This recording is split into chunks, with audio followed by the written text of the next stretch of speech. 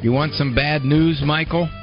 No. What are you asking me? You're the guru of the gray matter. I figured if anybody had it, you'd have the answer. I can't give you any direction. I think I'm going to have to change this channel. I'm sorry. You're completely wrong. I refuse to be wrong on 2 calls in a row. Tell me I'm spot on or tell me I'm crazy as all get out. I have no idea. I have a 6-month-old, so we'll be raising him according to Dr. Ray. Talk about being a winner. So, you want my question? You ain't making any sense. You're absolutely right. I just needed confirmation. So what are you going to do about it, Dawn? I'm calling you. Now, from the studios of Living Bread Radio Network in Canton, Ohio, the hometown of Mother Angelica, here's Dr. Ray. Nice to be back here in Ohio at the home of Living Bread Radio. But I had a wonderful time last week down at Ave Maria, Florida, at the university. What a place. The kids! Oh, come on. I had more kids call me sir than Columbo called the perp sir on his episodes. Well, sir, were you there when the trouble happened? Well, sir, there's one thing I don't understand. Let me ask you a question, sir. These kids were calling me sir. Probably because I'm old. I'd like to think it's out of respect. Walking the streets of Ave Maria, Florida at night. Beautiful little town. Catholic Mayberry is what it really is. Big, beautiful church right in the middle. Had an interesting experience. Tom Monahan, who's the founder of both the university and the city, and, of course, Ave Maria Radio. We're walking to our digs. And who comes out of this room with one of those luggage carriers but Mr. Monahan? And my producer, Dick Russ, because we were taping TV shows down there, said the founder of the university is schlepping his own luggage. Then his wife came out, talked a bit, and then she said, I got to go, I got to meet the president's wife, president of the university, because we're going to do some flower work around the university sign. Okay. I guess everybody does everything there, which made me feel bad because then I realized that after I did the TV show, I had to go outside and trim a few bushes. Nice to have you with me here on The Doctor Is In. The number is 877-573-7825.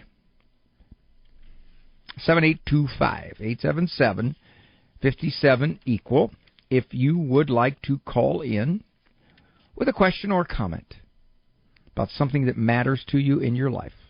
Person, place, thing, rock, paper, scissors.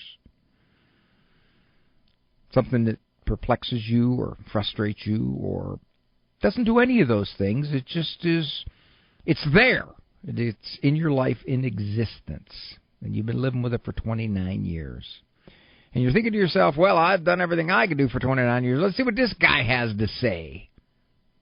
I can't do therapy with you here. I can't delve into all of the complexities. And some of the emails that I get are very, very complex. And I can't do anything about that because the situations have got so many intricacies all tied together. But I tell them, I say, I can't offer something of a thought here that would be unfair to you. And I don't diagnose here, of course, but we can educate. We can talk about what's on your mind, what matters to you. So, want to hear from you? Love to hear from you. 877-57-EQUAL. That is the number to call to get onto the program. Now, it's moving into busy speaking season. And good Lord permitting, this Friday, heading out to Oklahoma Catholic Radio. Nice bunch of people out there. They're having their Ask the Fathers fundraiser. I get a chance to MC and to blab a little bit. I'm looking forward to that. Jeff and Kathy Fidel, they've been around for a long time, and they've done a wonderful job with those stations out that way. Then the next day, after I, God willing, fly back into Cleveland, I'm heading over to Waterford, Michigan, Our Lady of the Lakes. Doing a talk that evening after Mass, 6:30. Our Lady of the Lakes. So any information on that you want, just go to drray.com, drray.com. Contact is there for both Oklahoma Catholic Radio and Our Lady of the Lakes presentation. So that's the 7th and the 8th. What else do I have here? Time for the Midlog. You know, if you're trying to live like Christ, you keep a bridle, as St. James says, on your mouth. You know that. You just can't say everything you want to say. You can't set somebody straight like they need to be set straight. You can't clear the air. You know, you clear the air, sometimes you just cloud the air. That's all you do. You can't do that. However, emotions are pretty potent. See, I'm trained to say those kinds of profound things. And you say things you shouldn't say most of the time in peak emotion.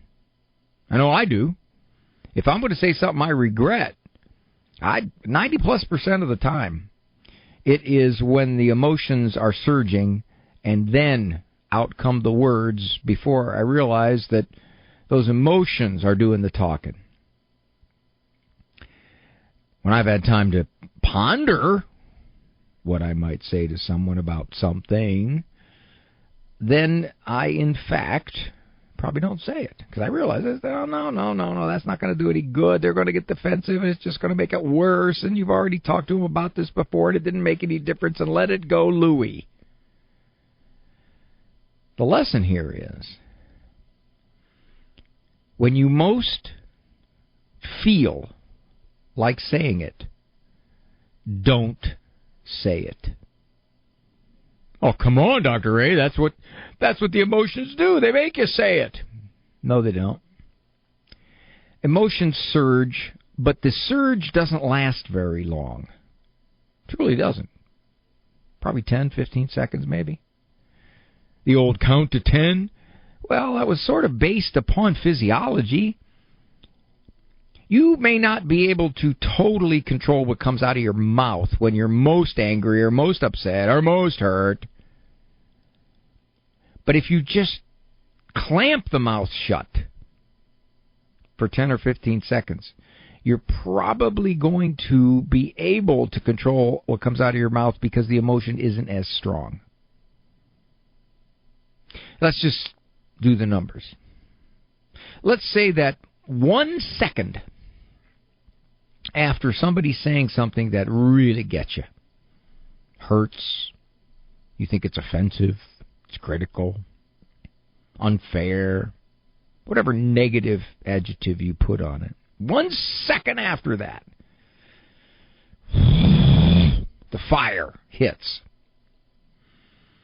Now, that fire really doesn't last very long. Oh, yeah, it can linger for days if you feed it, but not at that level, not at that intense emotional level. Give it 10, 15 seconds. Just don't do it for 10 or 15 seconds. And what you'll find out is that you will be better able to get a grip on your mouth after that time. Oh, yeah, the emotion's still there. It's just not as strong. And when it's not as strong, you can better control what you say. I used to play a lot of basketball. Just pick up basketball. Just play a lot of it. When you got 10 bodies banging against each other on a small court, because we didn't play big full courts. We were older guys. Shoot is all we could do to play zone, much less man-to-man. Bang into each other, there's something about that surges the testosterone in you. I was probably in my 30s and 40s when I did this. Of course, when we first started, I was so old we didn't have balls. We had rocks. We played with rocks. It's the way it was when I was a boy, and we were grateful children.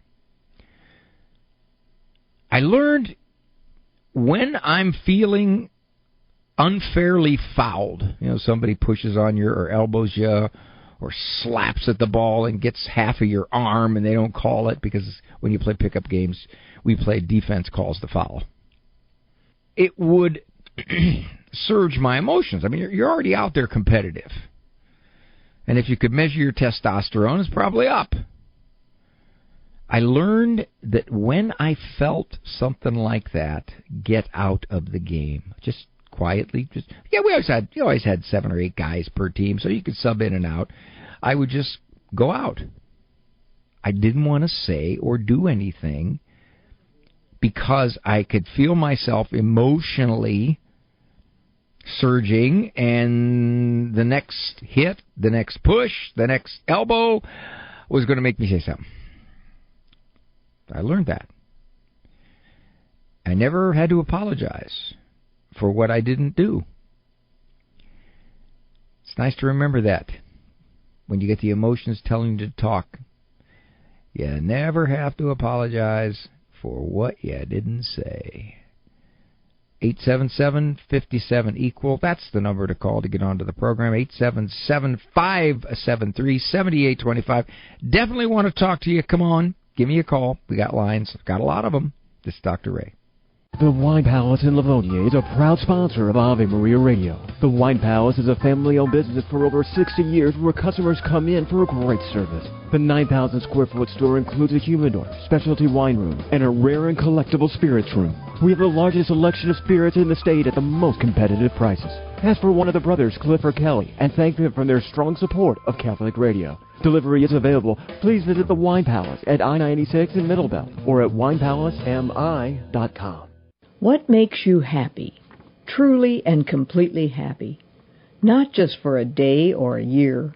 What makes you truly, completely happy day in, year out? St. Thomas Aquinas says, God alone satisfies.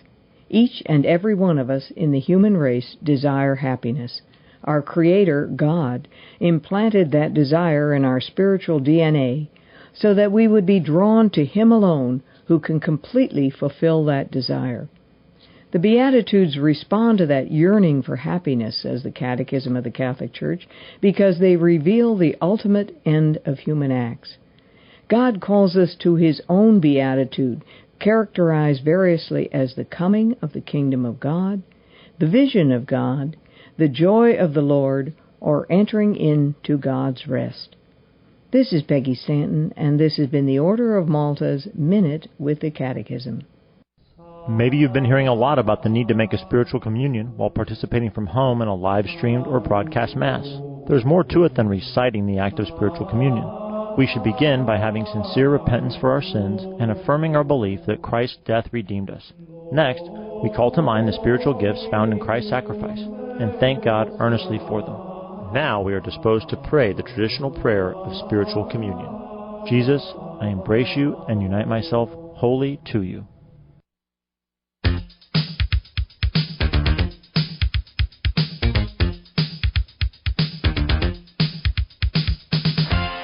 You hear that notion that a million monkeys banging on a million typewriters will eventually produce the entire works of Shakespeare? Thanks to the Internet, we now know that is not true. Good to have you here. I'm Dr. Ray Guarendi. Program Doctors In, Monday through Friday. One announcement, then I'm going to go to an anonymous caller from Canada. He's not upset because we didn't have the tariffs. You can rely on CNA, Catholic News Agency. Cover the mission and activities of the Catholic Church, social, political, moral, cultural, from the perspective of faith. It's Catholic News, latest stuff. Visit CatholicNewsAgency.com. It's an online service from EWTN. And you can get timely news updates from CNA, Catholic News Agency. So you go to EWTN.com and just click subscribe. It's good stuff. Yeah, I've loved the way they present the news. I feel pretty confident in their reasonable, logical, and faith perspective for the news. So that's pretty cool. Anonymous from Canada. I'm going to assume this is a guy because he's talking about taking weekly testosterone injections. Hello there, sir. How are you? I've been better, thank you. Okay. So I'm curious, who prescribed testosterone injections for depression? Well, my doctor prescribed the testosterone. Okay. I would say it was myself. So I've had depression for kind of like the last 30 years, and I'm always looking for tools. And I read how testosterone replacement therapy had positive effects on depression. Were you particularly pathologically low in your testosterone? So I first went and had my testosterone tested, and it was tested as low, below the norm, yes. Below the norm is one thing, but significantly below the norm. I mean, I'm not going to dispute anything here, but much of what I'm familiar with says that the testosterone generally is to be administered when the situation is one where there's distinct absence, given the age. But that's between you and your doctor. So, that said, excuse me, you said an interesting thing. Said you've wrestled with depression for 30 years? Yes. You know, it's... shouldn't have started that. That was a dumb way to start my response, you know. Dumb. Depression tends to come and go.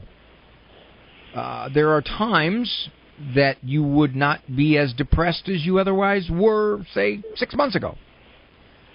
If this is something that has always beleaguered you, always, that you're always blue about things, you have a lack of energy, you don't take zest in activities, it's just something that life seems blue.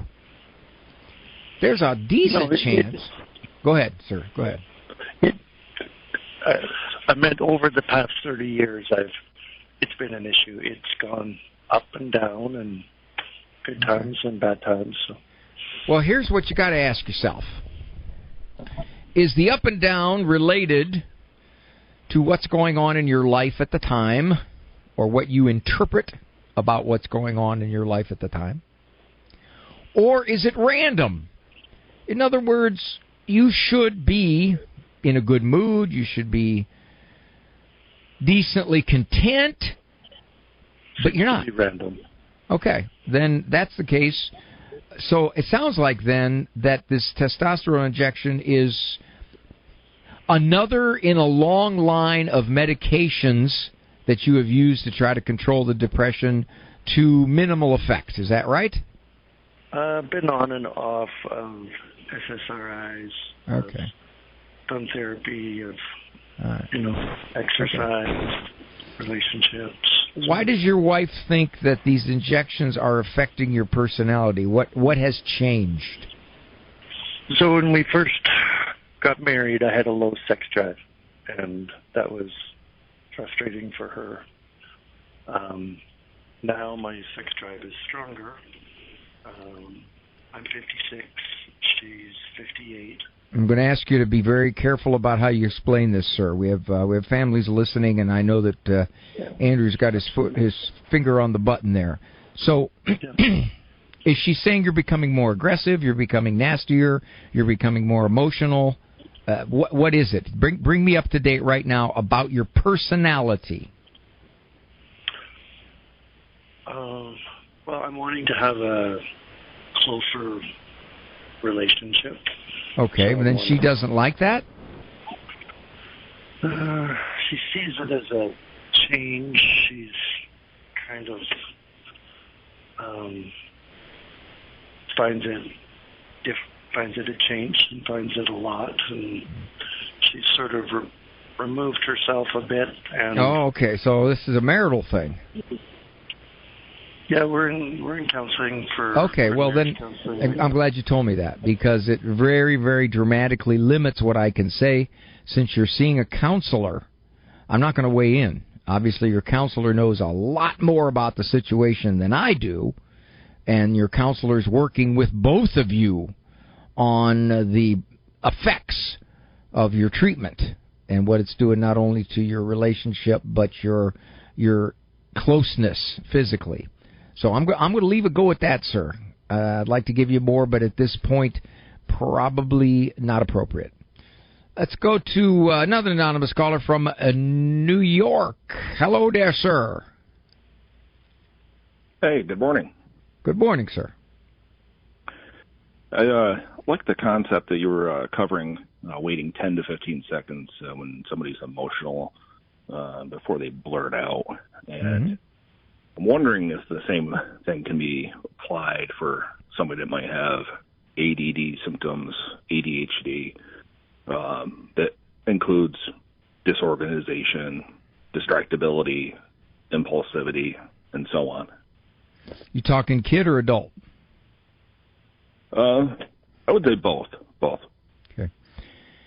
ADHD. Let's go with the ADHD. We'll leave the ADD aside for right now. Let's go with the ADHD, which is basically an impulse disorder, which is I am distractible. I act impulsively. The emotions, if they're involved, are secondary. It could be, it's more likely that the emotions, which seem to be trip switch is what you're saying, are something that is a result of the behavior, the acting out, whatever the impulses are, as opposed to the ADHD creating those emotions. So what I would say is, on something like that with a child, for example, that you can have your emotions, but you can't act nasty on them. And if you act nasty on them, I'm going to do something about it. Now, if someone says, "Yeah, but he's got ADHD and he can't really control himself," that's not necessarily so. Matter of fact, the research says when a kid has been properly diagnosed ADHD, which means impulse control, that the discipline or the structure has to be more consistent. It's got to be better follow-through because you got a kid that's going to take longer to learn it than somebody who has a more natural self-control. So if you're the general question you're asking is, do you qualitatively respond differently to a person whose emotions seem to flare fast if they have been diagnosed ADHD? Not really.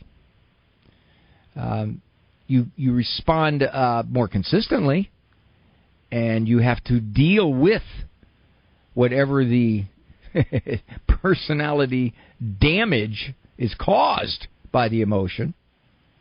If I get upset at you and I unload on you, well, yeah, now I got a problem here because I just caused a rift in a relationship. With a kid, ADHD doesn't make you throw temper tantrums. So that's a separate aspect. The behavior problem aspect of ADHD is generally separate from the impulse control because when you are impulsive, you're more likely to do things that are inappropriate, and then if the parent is overloaded trying to keep up with it, then the behavior problems get worse. So there's a little primer there, my friend, on that stuff. Any other questions? No, thank you very much. You are more than welcome. 877-573-7825. 877-57 equal is the number to call to get on to the program. Definitely want to hear from you.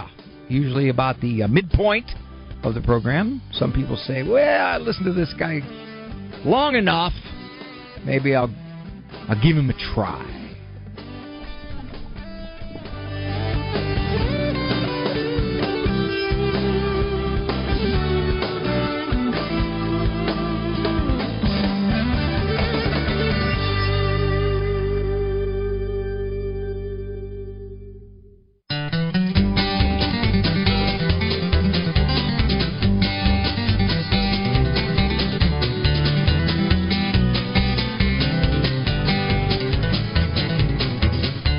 Just remember, when you are 8 years old, nothing is your business. 877-57-EQUAL is the number to call to get onto the program here. The Doctor is in, co-production of EWTN Global Catholic Radio Network and Ave Maria Radio Communications. I feel like one of those guys that has to say all that stuff at the end of an advertisement. I was listening to a pharmaceutical advertisement the other day on a medication, and there were several places where they said something to the effect of side effects could include death, cardiac arrest, and some type of cancer. I'm thinking, okay, if that's the side effect, what is the main effect? Now, of course, they have to list pretty much anything on there. I mean, you can go all the way. Start out with the one that's most common in the group where the drug has been tested, and then they further down to the ones that are, happening 1 in 1,000 times. I want to address a call we got from Teresa. She had a child with ADHD, she said, and Tourette's. And I don't know if it was the same child. And she said, yes, even though those diagnoses are made, you cannot allow the child to rule because that will become their bigger handicap. And I agree with that 100%. I had a boy in Head Start. I used to do Head Start evaluations years ago. And this young man was hearing impaired significantly. And we're talking probably close to no hearing at all. In class, he was just unmanageable, extremely difficult. And one might say, well, okay, what do you expect? The kid's frustrated. The kid's got this handicap. He's trying to relate. He can't relate. But as I talked with the parents, it became pretty clear to me that they felt the world had ripped off their son. They didn't believe God, I don't think. And therefore, they virtually ceased all discipline. It was kind of like a Helen Keller kind of thing. And his worst handicap was not his hearing loss. His worst handicap was his behavior. The other kids didn't want anything to do with him. He was so aggressive and nasty and defiant. And that was something that came as a byproduct of their lack of discipline because of his handicap. I had a son who showed signs of Tourette's early on. Now, Tourette's most of the time is involuntary, mostly facial tics or noises. And they can be controlled with certain medications. The idea of a Tourette person exploding with curse words or shouting is much less common. Much less common. In the movie What About Bob, Bill Murray was involved in a young man who supposedly had that kind of vocal expression Tourette's. Now, fortunately, my son, when he hit adolescence, pretty much, I use the word outgrew those particular facial tics that occur. But it's interesting because you can't allow those kinds of handicaps to basically, as I said in one of my books, he's a special child, which makes parents look at a kid and say, well, the world has already put a load on this kid, so how can we ask him to be nice to his sister too? He's obviously frustrated. And that I've seen so many kids with initial handicaps, physical, emotional, mental, and then they become almost unsocialized.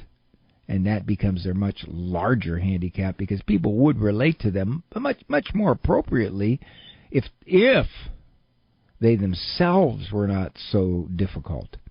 Rose is calling from Covenant Network, a great network in St. Louis. Hi, Rose. Hi, Dr. Ray. Thanks for the call. Thank you. Okay, I'm calling about the question of, can brain injury cause a person to become or to be just so opinionated and so self lacking of under other people's concern and care and attempts to help, but he interprets them as garbage because he is right in everything in every way. You want a short answer, Rose? Yeah, I'll take a short and a long. Okay, I'll give you a short and then I'll go long. Yes is the short answer. Okay. But here's my question. Depending upon, obviously, where the brain damage is, the extent of it, depending upon, of course, the plasticity, what they call it, the neural repair of the brain is another factor. But here's the question I would have, and just from the tone of your voice, I would suspect this person is someone close to you. Yes, he's my brother, and he lives with me. Okay, that's pretty close. Now, this brain insult, was your brother like that before the brain insult? Well, he was 4 years old when it happened, and he's 68 right now. Okay. He always had trouble in school, always had trouble in jobs and things. He's mobile, but a couple of years ago he had a stroke and a heart attack and heart failure, actually. Yikes. So there's a lot of compounded stuff now, Sure. and he just seems to be getting more and more and more rigid and doesn't want to even trust doctors, or not that he trusted them before, but... Is he getting a little more paranoid? Suspicious? I don't think it's that. It just seems to be he knows his body like nobody else knows, and he's not going to trust anybody else. Rose, you don't argue with him, do you? No, not most of the time. I don't. I might say a rebuttal once or twice, but I've learned to shut my mouth for the most part. But I will bring up another point of, well, if you do this, then this could happen. Oh, you worry too much. That won't happen to me because I trust God. Well, you can trust God while a truck hits you, Just things happen. And, God, obviously, God the fact that he's with you indicates that he's had a hard time navigating life because of that very early brain assault. Yes. And, they didn't have special ed back then, and I think my mom pretty much shielded him from everything, and I inherited him when he was in his 40s. So, anyway. Stay there, Rose. I'm going to get hit with a hard break here. Please don't leave me. Please don't leave me, Rose. I'll be right back because I want to talk with you more about this. 877-57-EQUAL is the number to call to get onto the program. Plenty of time left. Plenty of time to talk about stuff. Obviously, I can't therapize anybody, but we can come up with just a notion or two, something you can take with you. That can help, I think. If I'm right, maybe.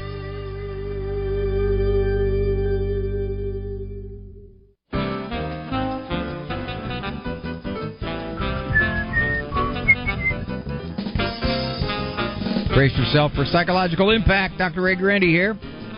Doctor is in. I'm talking to Rose from St. Louis, Missouri, and I'm trying to piece together in my mind sort of the history here. Rose, you tell me if I've got the high spots. I'm going to assume it's your younger brother at age 4 had what would have been considered a significant injury that affected his development and his brain. So far, so good? Yes. Okay. Then you said something significant. You said my mother shielded him. I don't know if you heard my talk with a couple of the people who called in earlier, where I said that if a parent thinks that a child has a particular handicap, sometimes that can dramatically alter their parenting, and there's a lot of allowance made for behavior they shouldn't have allowed. Did that happen with your mom? I think so. Okay, there's 2. All right, I'm 2 for 2. He stayed with your mom until he was into his 40s, so basically that means independently he couldn't function all that well. 3 for 3? Correct. Mom passed away or became unable to care for him. Right. 4 for 4. I'm going to stop right now because I don't want to ruin up my perfect record here. You being the older sister? I'm older than he is. Okay, 5 for 5. Said somebody needs to take care of, and well, I don't know your brother's name, but let's just call him David. Somebody needs to take care of David, and you said, okay, I can. How long has he been with you, Rose? 20 years. Whoa! Okay, I just thought this was, well, you've been taking care of David for 3 years. 20 years, all right. And in that 20, things are getting worse. Well, that's what I was going to say. In that 20 years, you've noticed he's more difficult to handle. He thinks in a way that creates problems for himself and other people. You've noticed that. Especially since the stroke. Well, that's fair enough said, because the damage from the stroke can be unpredictable, which can make his personality much more rigid or much more erratic, much more emotional. He's not aggressive, is he? Is he becoming a management problem? No, he can become that way, but very seldom, because I don't engage for it to become that a problem. You are a smart woman. I would say this, Rose, for your own peace. Rather than saying, I've got to understand why he's this way, you probably will be safe in concluding that because of his brain damage then and now, that he can definitely be hard to understand, hard to predict, erratic, inconsistent. It's the way he is. If you expect it, it won't throw you. But if you say to yourself, why does he have to be this way? I don't want him to be this way. How can I get through to him? If you're doing that, Rose, you're going to drive yourself crazy. Am I 6? For the most part, I don't. Okay, I'm not 6 for 6. I'm just now 5 for 6. All right. I mean, for the most part, I don't. But there are times I just think, he doesn't even like me, But I don't know if that's true or not. It just, well, two things. Really want to talk to me sometimes. Don't take his behavior personally. Clearly, his brain isn't fully functioning. You got all kinds of evidence for that. That's clear. So don't take his behavior personally. That's one. 2, I'm not so sure that he doesn't like you. It's that he doesn't like what you're trying to tell him or guide him or suggest to him, because he doesn't want to be, you're not my boss.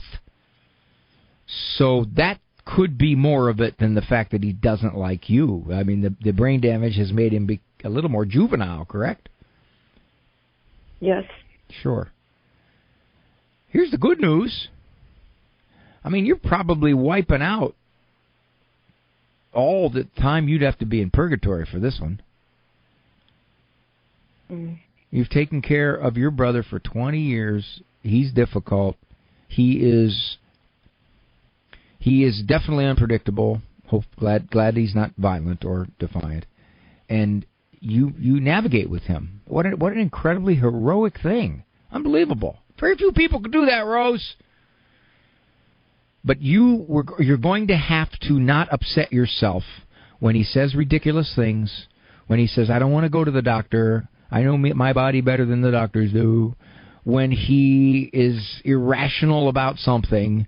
You're right. You're going to have to either just ignore it or float with it. Because if you try to direct him back toward maturity or clear thinking, you know as well as I do, there's a pretty good chance he's going to get upset. Am I wrong on that? Okay, can I just ask one question? Well, you already did. I'm teasing you. You could ask another question. That's true. He wants to walk, and since his stroke, he walks at a snail's pace, and he wants to cross 4 and 6 lane streets. Yikes! Himself. I know. Now that's trouble. How do I stop that? I don't know how to keep. He doesn't think that that's unsafe, and he insists upon doing it. It's almost like a death wish to me. So he'll leave your house and he'll walk where he wants to walk, and yes, he limps, basically, really a dragging limp across that street. And have you seen cars have to stop? No, I'm not usually with him, because when I'm with him, I kind of control the pace. But at his own, he does whatever he does, Wow, you do have a difficult situation, and about the only, well, not the only, but one of your options is that at some point, if you think it's that risky, he's becoming so insistent on going out every day and walking wherever he wants to walk, and he wants to cross the interstate, then you may have to make a decision to find a place for him in a group home or someplace, assisted living, because he's just a high risk to himself, very high risk to himself, and even to somebody else, actually. So if it gets to that point, if you think that's where it's at, now you may have to look at that as a decision. Say, I'm not going to stand by and let him kill himself. Maybe if you tell him that. Well, say, look, I do not want you crossing any street without me. And if you do that, I'm going to have to decide whether you can live here. I don't know, you might want to say that. That's up to you. Well, he will go on the street by himself then. He has done it before. Well, then he's gone against what you said. I don't want you to cross the street without me. And if he says, too bad, so sad, I'm doing it. And now you got a decision to make. Is it that high risk? And if it is, it's kind of like an elderly person who leaves the house and roams. Many's the child, the adult child, who has to say, well, now that's the sign that mom can't live here anymore. She leaves. She roams. We don't know where she's gone. Well, in some respects, if your brother's doing that, and he's just not clear thinking enough to say, I can't navigate across a 6-lane street, highway, yeah, that's what's facing you. I know that's probably not what you wanted to hear, but that's a different situation. Thank you, Rose. God bless you for all you're doing. This is Dr. Ray. This program is brought to you by the following nonprofit underwriter.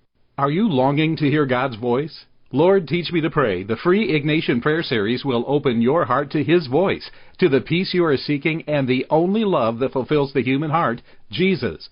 God is calling you to true joy, knowing Jesus personally. Lord, Teach Me to Pray is free. Go to LordTeachMeToPray.com, click on the red box, order the Lord, Teach Me to Pray series now. Go to LordTeachMeToPray.com. Food for the Journey, Sister Ann Shield. Open your hearts to the way in which God wants to shepherd you. By daily prayer, you learn to hear His voice, and He will shepherd you, and then you're going to be in a position to help others draw near to the Good Shepherd. But we need to learn how to hear His voice, and part of the way we do that is by reading Scripture every day until we begin to see what God's priorities are, and we make those priorities our own. We repent from the ways and the times in which we just want to do our own will, and we truly more and more are converted that we want God's will, God's way, God's timing. And when the Good Shepherd really leads our lives, then we're in a position to hear His voice more because our lives are converted. They're shaped by His priorities. And so that enables us to hear the voice of truth much more clearly and the voice of love much more clearly. As we give up our selfishness, we are drawn into truly intimate union with Him. May God give you that grace. Food for the Journey with Sister Ann Shields can be now heard on the audio archives page at AveMariaRadio.net.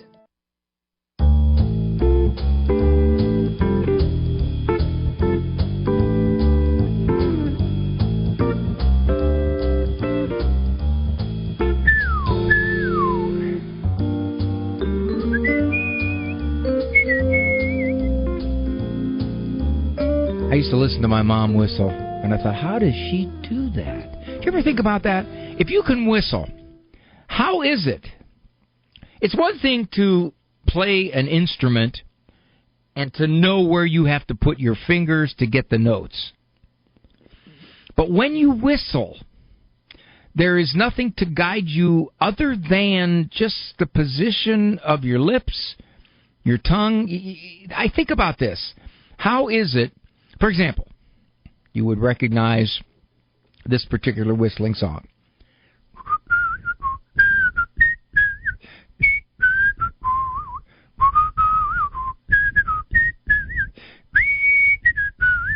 Now, Sweet Georgia Brown, it's a whistle song. How is it that I know where those notes are? I'm not reading any music, obviously. I can't put my fingers on a keyboard. It's always fascinated me. Now, you might be thinking to yourself, doesn't he have anything better to do with his thinking time than to ponder how is it that you know what notes to hit when you whistle? No. Kind of says a little bit about my life, doesn't it? Hey, we've got another EWTN radio partner. They're celebrating 10 years. It's KSHF, 96.7 FM. Serving Espanola, New Mexico. That's right, 10 years. 10 years. EWTN Global Catholic Radio Network. Got to go congrats to Larry Martinez and everyone at St. Joseph Magnanet Radio. From all of us here at EWTN. That is very cool. Just a last minute or two comment here on our previous call, Rose. Which is interesting. My grandmother's name was Rose, and my little granddaughter's name is Rose. So names come around in a cycle, don't they? You can't know exactly what the brain damage is doing to someone's personality. You can see certain behaviors and attitudes and characteristics and maybe some emotional lability. That means kind of like emotional impulsivity, trip switch. But you can't know. You can't go inside the brain. So you're forced, as Rose is forced, to deal with whatever personality manifestations happen. Now, her brother, of course, is getting more difficult, and the stroke, I'm sure, added to it, and the heart problems, which means he may not be getting quite enough blood up to that brain. So as a result, his personality is becoming more difficult. It's becoming more rigid, maybe more suspicious. So she can deal with that. But now what's happening is his judgment is becoming more impaired. And he thinks he can navigate a busy highway. He believes he can. Now what? Rose said it. Afraid he's going to get hurt, going to kill himself. What do you do? How often does he leave? Where does he go? Which highways does he try to navigate? How busy are they? And it could come to a point where she says, I don't want to risk his well-being anymore. I'd love to have him stay with me, but because of the brain damage, which has affected his judgment, he thinks he's more capable than he is. He's not willing to admit. No, I shouldn't say not willing. I'm going to say he can't admit his limits. Now she's faced. It's in a similar way, it's like an aging parent who can't live in their house independently anymore because they're putting stuff in the microwave and they're putting the microwave on and they practically set the house on fire. Or they leave the house in the middle of the night and they have to be found. At some point there are trigger behaviors that make you say, well, for this person's safety. My uncle is 94 and he fell. And all he wants to do is go back home. He can't go back home. He can't navigate. He can't go back home. He's confused. So now he has to be placed in a much more restrictive setting than he was. He was in assisted living. He doesn't understand it. There's no way. He's upset about it. But what do? You can't give him what he wants. And you can't manage him yourself. So you're forced into those kinds of decisions. Fortunately, most of the time, people adjust. Thank you for joining me here on The Doctor Is In. I appreciate it. Andrew Kruchek, Eric Dumont, and all of you for listening. All 12 of you today. Please walk with God. That's your only eternal walk. For information on Dr. Ray's presentations, books, and CDs, visit drray.com and follow him on Facebook and Instagram. The Doctor Is In is a co-production of Ave Maria Radio and EWTN Radio and carried across the EWTN Global Catholic Radio Network.